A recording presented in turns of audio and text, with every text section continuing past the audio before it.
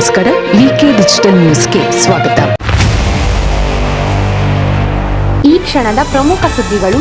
ಸಚಿವ ಸಂಪುಟದ ಏಕೈಕ ಡಿಸಿಎಂ ಆಗಿ ಜಿ ಪರಮೇಶ್ವರ್. ಸದ್ಯಕ್ಕೆ ರಾಜೀನಾಮೆ ನೀಡುವ ಯೋಚನೆಯನ್ನು ಕೈಬಿಡಿ, ಅಣ್ಣಾಮಲೈಗೆ ಬಿಜೆಪಿ ವರಿಷ್ಠರ ತಡೆ.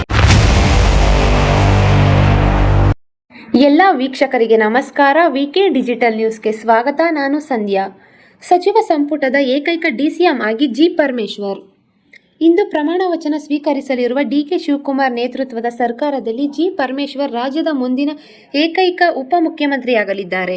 ಜೊತೆಗೆ ಅವರಿಗೆ ಕಂದಾಯ ಖಾತೆಯೂ ಸಿಗಲಿದೆ ಎಂದು ದೆಹಲಿಯ ಉನ್ನತ ಮೂಲಗಳಿಂದ ಈ ದಿನ .comಗೆ ಮಾಹಿತಿ ಸಿಕ್ಕಿದೆ. ಕೆಪಿಸಿಸಿ ಅಧ್ಯಕ್ಷ ಡಿಕೆ ಶಿವಕುಮಾರ್ ಅವರು ರಾಜ್ಯದ 25ನೇ ಮುಖ್ಯಮಂತ್ರಿಯಾಗಿ ಇಂದು ಸಂಜೆ 4:05ಕ್ಕೆ ಬೆಂಗಳೂರಿನ ರಾಜಭವನದ ಗ್ಲಾಸ್ ಹೌಸ್ನಲ್ಲಿ ನಡೆಯಲಿರುವ ಸರಳ ಸಮಾರಂಭದಲ್ಲಿ ಪ್ರಮಾಣ ವಚನ ಸ್ವೀಕರಿಸಲಿದ್ದಾರೆ. ಈ ನಡುವೆ ಮುಂದಿನ ಸಚಿವ ಸಂಪುಟದಲ್ಲಿ ಯಾರು ಇರಲಿದ್ದಾರೆ ಎಂಬ ಕುತೂಹಲ ಹೆಚ್ಚಾಗಿದೆ. ನೂತನ ಸಚಿವ ಸಂಪುಟದ ಅಧಿಕೃತ ಪಟ್ಟಿ ಈ ಕೆಳಕಂಡಂತಿದ್ದು, ಸಂಪುಟದ ಏಕೈಕ ಡಿಸಿಎಂ ಜಿ ಪರಮೇಶ್ವರ್, ಸ್ಪೀಕರ್ ಆಗಿ ಎಚ್.ಕೆ. ಪಾಟೀಲ್, ಬೆಂಗಳೂರು ಅಭಿವೃದ್ಧಿ ಖಾತೆ ಕೃಷ್ಣ ಬೈರೇಗೌಡ, ಇಂಧನ ಖಾತೆ ಕೆ.ಜೆ. ಜಾರ್ಜ್ ಅವರಿಗೆ, ನಗರಾಭಿವೃದ್ಧಿ ಖಾತೆ ಯತೀಂದ್ರ ಸಿದ್ದರಾಮಯ್ಯ, ಆಹಾರ ಇಲಾಖೆ ಕೆ.ಎಚ್. ಮುನಿಯಪ್ಪ, ಆರೋಗ್ಯ ಸಚಿವರಾಗಿ ಯು.ಟಿ. ಖಾದರ್, ಸಾರಿಗೆ ಸಚಿವ ಸ್ಥಾನವನ್ನು ಬೈರತಿ ಸುರೇಶ್, ಬೃಹತ್ ನೀರಾವರಿ ಸಚಿವರಾಗಿ ರಾಮಲಿಂಗಾರೆಡ್ಡಿ, ಗೃಹ ಇಲಾಖೆಯನ್ನು ಪ್ರಿಯಾಂಕ್ ಖರ್ಗೆ ಅವರಿಗೆ, ಲೋಕೋಪಯೋಗಿ ಖಾತೆಯನ್ನು ಸತೀಶ್ ಜಾರಕಿಹೊಳಿ ಅವರಿಗೆ ನೀಡಿದ್ದು, ಗ್ರಾಮೀಣಾಭಿವೃದ್ಧಿ ಖಾತೆಯನ್ನು ಈಶ್ವರ ಖಂಡ್ರೆ ಮತ್ತು ಬೃಹತ್ ಕೈಗಾರಿಕೆಯನ್ನು ಎಂ.ಬಿ. ಪಾಟೀಲ್ ನೀಡಿದ್ದು, ವೈದ್ಯಕೀಯ ಶಿಕ್ಷಣ ಶರಣ್ ಪ್ರಕಾಶ್ ಪಾಟೀಲ್ ರವರಿಗೆ ನೀಡಲಾಗಿದೆ ಎಂದು ತಿಳಿದು ಬಂದಿದೆ.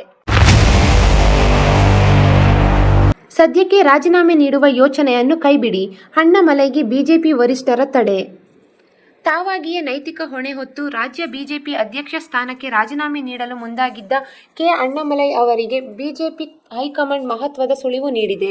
ತಾವು ಆತುರಪಟ್ಟು ರಾಜೀನಾಮೆ ನೀಡುವ ಅಗತ್ಯವೇನೂ ಇಲ್ಲ, ಹುದ್ದೆಯಲ್ಲಿ ಮುಂದುವರಿಯಿರಿ ಎಂದು ಹಿರಿಯ ನಾಯಕರುಗಳಾದ ಅಮಿತ್ ಶಾ, ಬಿ.ಎಲ್. ಸಂತೋಷ್, ನಿತಿನ್ ನಬೀನ್ ಅಣ್ಣಾಮಲೈ ಅವರಿಗೆ ತಿಳಿಸಿದ್ದಾರೆ ಎನ್ನಲಾಗಿದೆ. ವಿಧಾನಸಭಾ ಚುನಾವಣೆಯಲ್ಲಿ ನಿರೀಕ್ಷಿತ ಮಟ್ಟದ ಸ್ಥಾನಗಳನ್ನು ಗೆಲ್ಲುವಲ್ಲಿ ಬಿಜೆಪಿ ವಿಫಲವಾಗಿತ್ತು. ಪಕ್ಷದ ಈ ಕಳಪೆ ಸಾಧನೆಯಿಂದ ತೀವ್ರ ನಿರಾಸೆಗೊಂಡಿದ್ದ ಅಣ್ಣಾಮಲೈ ಸೋಲಿನ ಸಂಪೂರ್ಣ ಹೊಣೆಯನ್ನು ತಾವೇ ವೈಯಕ್ತಿಕವಾಗಿ ಹೊರುವುದಾಗಿ ಆಪ್ತರ ಬಳಿ ತೋಡಿಕೊಂಡಿದ್ದನ್ನು ಇಲ್ಲಿ ಸ್ಮರಿಸಬಹುದು. ನವದೆಹಲಿಗೆ ತೆರಳಿ ಪಕ್ಷದ ರಾಷ್ಟ್ರೀಯ ಅಧ್ಯಕ್ಷರಿಗೆ ತಮ್ಮ ರಾಜೀನಾಮೆ ಪತ್ರವನ್ನು ಸಲ್ಲಿಸಲು ಅಣ್ಣಾಮಲೈ ನಿರ್ಧರಿಸಿದ್ದುಂಟು.